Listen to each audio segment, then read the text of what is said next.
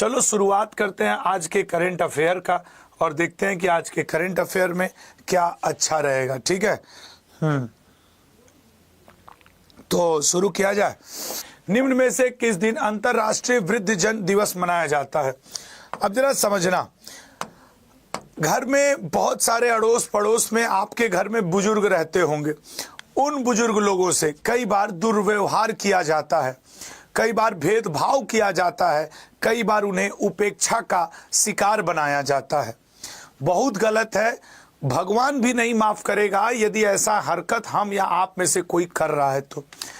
इन्हीं बातों को ध्यान में रखते हुए यूनाइटेड नेशन जनरल असेंबली ने 1990 ईस्वी में एक प्रस्ताव लाया और प्रस्ताव में ये कहा कि हम वृद्धजन लोगों के खिलाफ हो रहे इस हिंसा, भेदभाव, पक्षपातपूर्ण रवैया, उपेक्षा, दुर्व्यवहार, इनके खिलाफ एक दिन मनाना चाहते हैं।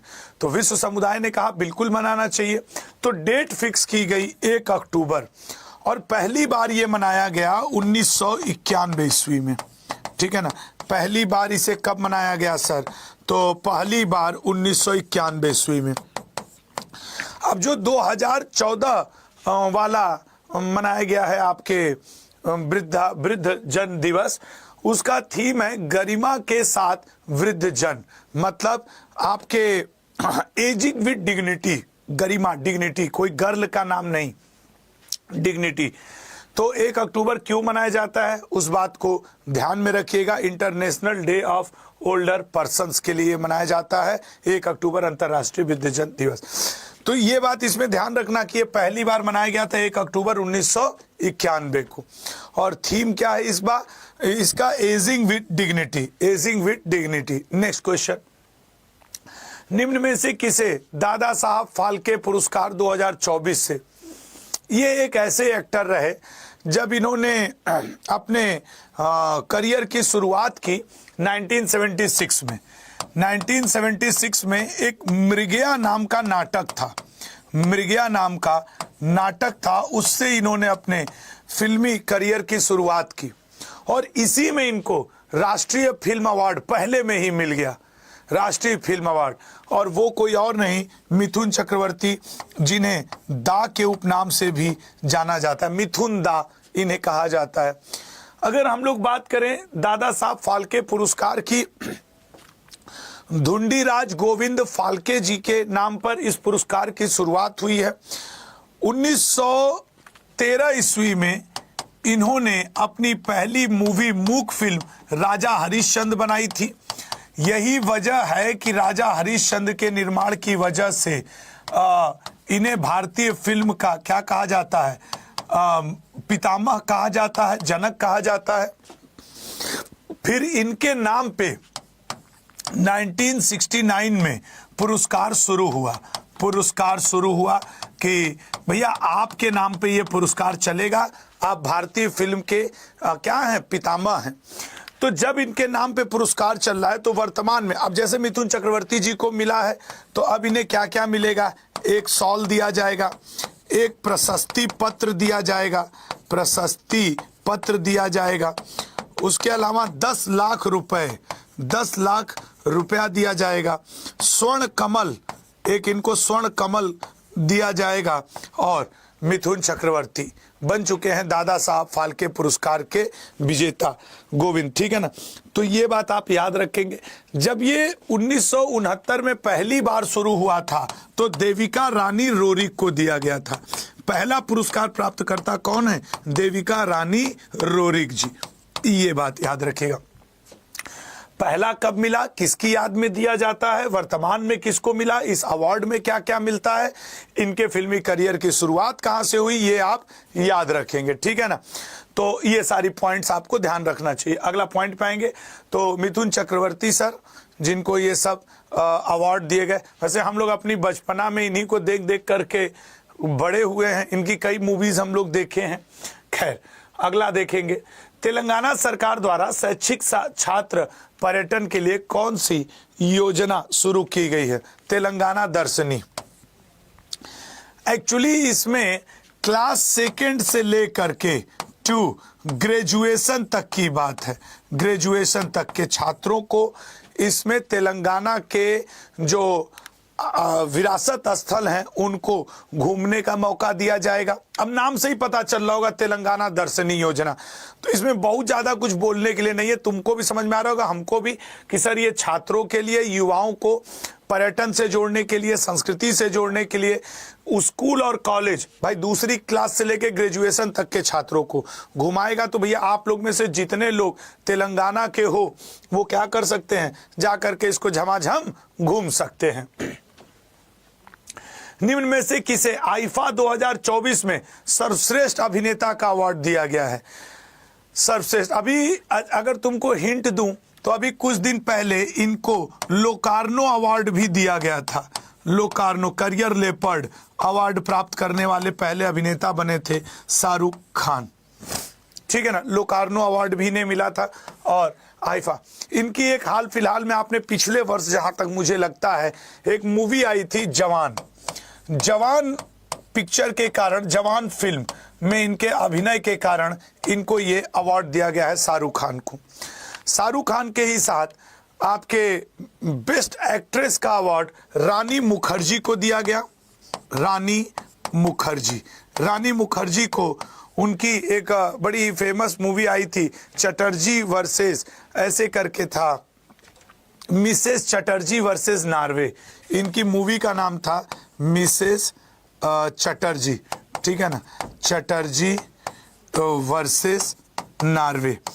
इस मूवी को बेस्ट मूवी का अवार्ड मिला, एनिमल मूवी को। और एनिमल मूवी में ही एक्टिंग करने के लिए अनिल कपूर को बेस्ट सहायक एक्टर का अवार्ड मिला है, ये जिसका आयोजन अभी कहाँ किया गया? अबू धाबी में। इसका आयोजन कहाँ हुआ सर? अबू धाबी में। तो ये अबू धाबी में 70वें इसका जो अवार्ड हुआ वो दिया गया। चल रहा है तो उसको इस स्क्रीन पे खोल दो। हाँ, तो ये अबू धाबी में आयोजन हुआ, शाहरुख खान को दिया गया। शाहरुख खान सर कह रहे हैं कि आप लोग भी ये पा सकते हैं तो बड़ा अच्छा रहेगा। जब हम दिल्ली में आए थे पहली बार, तो मैं दिल्ली में कहाँ पे रुका था भाई? अर्जनगढ़ मेट्रो स्टेशन से उतर करके कोई तो एरिया था, नाम भूल रहा हूँ, वहाँ गया एक मकान किराए पे लेने के लिए। तो जैसे गली गली में हम लोग घूम घूम के रूम ढूंढते हैं, ये आपको मैं 2013-14 की बात बता रहा हूँ। हाँ, ये चीज़ दिखे, ये मैं 2013-14 की बात बता रहा हूँ। वो लिंक तुमको भेजे थे, ठीक है। हाँ, अभी व्हाट्सअप किए हैं उसको करके एसएससी पे, सिर्फ एसएससी। तो वो हमको मकान मालिक क्या बताया कि जब शाहरुख खान भी थे ना, तो इसी रूम में आकर के सर्कस, इन्होंने अपने जीवन का पहला नाटक किया था, तो शाहरुख खान इसी रूम में रहते थे। हम कहे इसीलिए आप गली में सबसे महंगा रूम बेच रहे हैं क्या, मतलब दे रहे हैं क्या? वो बोला हाँ। तो सही, ये बात सही है। हम जब मतलब दिल्ली में पहली बार आए थे, तो हम किराए का रूम ढूंढते ढूंढते उसी रूम तक पहुंचे थे जिसमें सर भी, साहब भी रहे थे। तो मकान मालिक को बड़ा गर्व था। हम जब देख के निकले तो बाहर बोर्ड पे लिखा हुआ था कि यहीं से शाहरुख खान के करियर की शुरुआत हुई थी और यहाँ पे ये वो। तो हमको ऐसे विश्वास नहीं, हम मोहल्ले वालों से पूछे, सही करें क्या? हाँ, सन 80 के दशक में शाहरुख खान जब सर्कस नाटक करता था, दिल्ली आके जब रहते थे, तो इन्हीं के मकान में किराए पे रहते थे। हम कहे हो ही गया, तो हमको तो भैया दूसरा कुछ करना है, हम अभिनय तो कर नहीं पाएंगे। तो फिर ये बात, ठीक है ना। तो ये सारी चीज़ें रही। तो देख लो भैया किसको कौन सी मूवी का अवार्ड मिला, ठीक है ना, किसको किस मूवी का अवार्ड मिला। अब एनिमल मूवी कैसी है आई डोंट नो, क्योंकि मैंने तो नहीं देखी है, ना मैंने जवान मूवी देखी, आई होप, ना मैंने मतलब मेरा मूवी में कम इंटरेस्ट है, मैं नहीं देखता हूँ। तो ये पूरा लिस्ट है। न्यायमूर्ति मनमोहन को हाल ही में किस उच्च न्यायालय के मुख्य न्यायाधीश के बारे के नियुक्त किया गया? जब तक आप आंसर करें मैं आपको बताऊं। अब चलो, अच्छा बता, दिल्ली। अभी दिल्ली में सबसे ज्यादा जो चर्चा में है कि कुछ दिन पहले यहाँ की तीसरी महिला मुख्यमंत्री आतिशी मर्सेला जी बनी थी। ये बनी सीएम, थर्ड वुमेन सीएम, ठीक है ना। थर्ड, पहली मैं आपके शीला दीक्षित जी, सुषमा स्वराज जी, और उसके बाद अब आतिशी मर्सेला जी। अच्छा, अगर हम लोग हाई कोर्ट की बात करें, उच्च न्यायालय की बात करें, तो उच्च न्यायालय सर संविधान के किस भाग में आता है? सर संविधान के भाग 6 में उच्च न्यायालय की बात आती है। हर राज्य का एक उच्च न्यायालय होगा, ऐसा 214 में लिखा है आर्टिकल में। 2 या 2 से अधिक राज्यों का भी एक उच्च न्यायालय हो सकता है, ऐसा 231 में लिखा है। हाई कोर्ट के जजों का ट्रांसफर 222 में होता है। आपको बताना है आर्टिकल 229 में क्या लिखा है। तब तक मैं आ जाओ इधर बताऊं। तो भैया हुआ यूं कि मनमोहन जी, ठीक है ना, न्यायमूर्ति मनमोहन, ये जो मनमोहन जी हैं इनके बारे में सुनो। इन्होंने दिल्ली हाई कोर्ट को इनके बारे में जान लो, ज्वाइन किया था 2008 में। सबसे पहली बार ये दिल्ली हाई कोर्ट को ज्वाइन किए अस्थाई जज के तौर पे।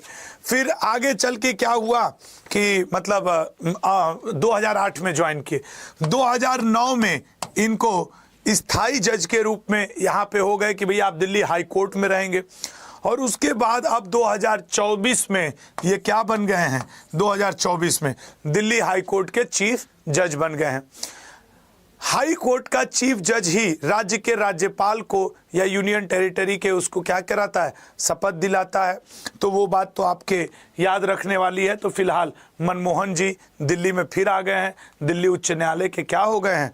चीफ जज हो गए हैं। ये मुख्यमंत्री आतिशी मर्सेला जी, ये विनय कुमार जी जो दिल्ली के एलजी हैं लेफ्टिनेंट, और ये आपके मुख्य जज बन गए। चलिएगा नेक्स्ट पॉइंट पे आएंगे।